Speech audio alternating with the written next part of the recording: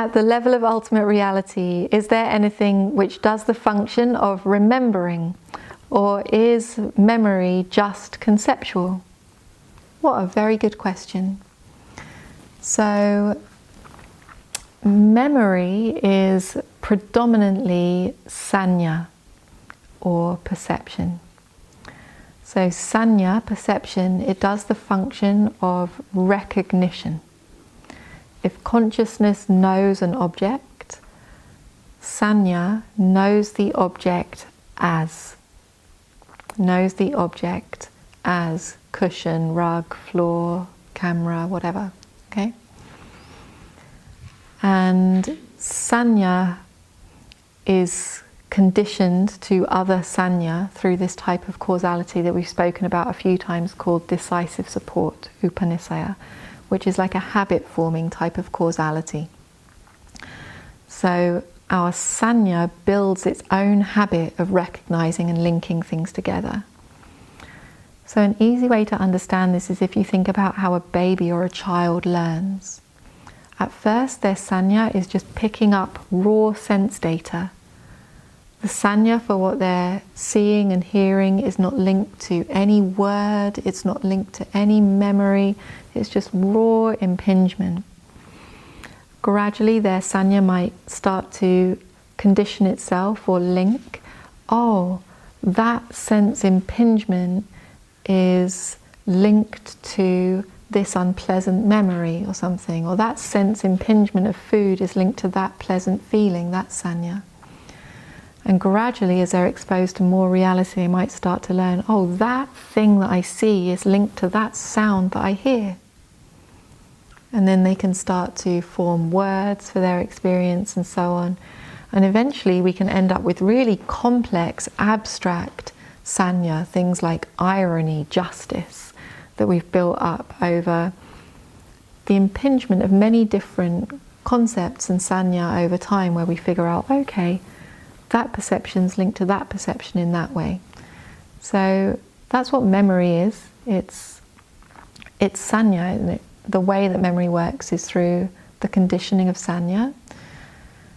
One of the main conditions for sañña is previous sañña, and also it matters all of the other mental factors. So if we have a perception that is linked heavily to unpleasant feeling or to anger, that's going to condition the way that we feel when that sañña arises again. If we have a sañña that is linked with wholesome states, that's going to condition what happens when that sañña comes up again. So for most of us, if we see an image of the Buddha, we're preconditioned to respond with wholesome states. For many of us, if we see Brussels sprouts, am I alone in this? You see Brussels sprouts, we're preconditioned to some unpleasant memory. Yeah, so that's sañña, and that's predominantly how our memory works. Any questions about it? Mm-hmm. When something like sounds true, in like the common way people use a phrase, how to distinguish if it's just familiarity or sañña, or I've been in the tradition for 10 years, so it must be true, versus wisdom? Something being conceptually true is mostly about sañña matching. So there's this sañña that tells me this happened, and there's this sañña that tells me the same thing happened. And it's about things matching. And things being conceptually or conventionally untrue is about sañña not matching. Oh, he said he was in France, but I saw him down the road. Something like that. The sañña doesn't match, and it rings as untrue. That's a very coarse example, but that's basically how it works. But conceptually true is a very long way from ultimately true. Ultimately true only happens when we go beyond concept. Now, sañña can perceive both concept and ultimate reality. So why we tend to think of memory as being conceptual is because the object of sañña, for most of us, for most of our lived life, is a concept, right? What we are perceiving is is concepts. The object of our perception is almost always a concept. And so our memory tends to come in a flow of concepts.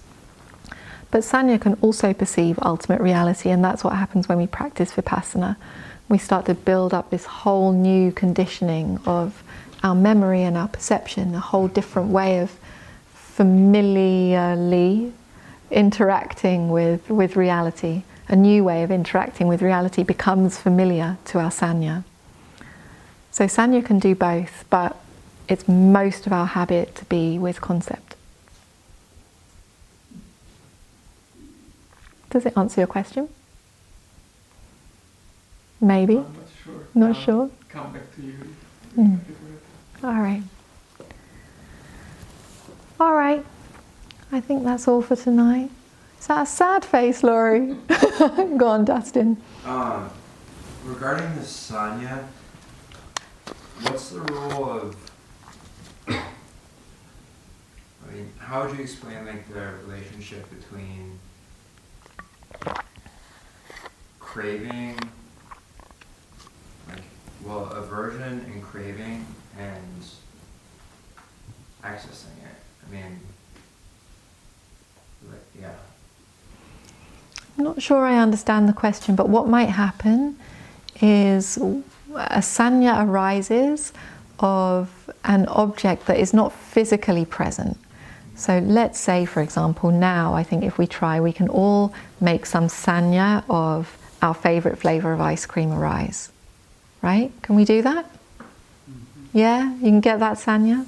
You see how our sañña is conditioned, right? You hear the word that I said, like favorite flavor of ice cream, and some kind of perception arises in you.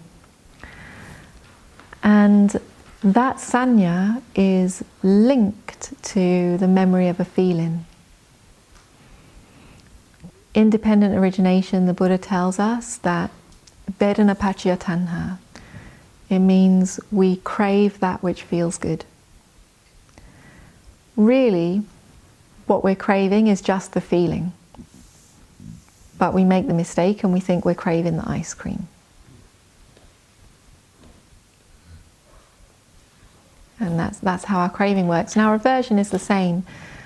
If I ask you all to bring up a sañña of, let's make it a bit worse, overcooked Brussels sprouts.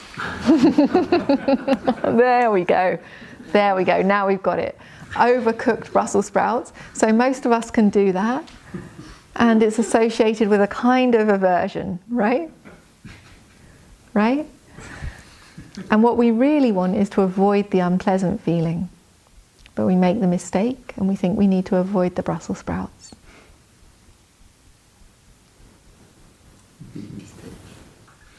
Big mistake. All right. We're going to finish there for tonight.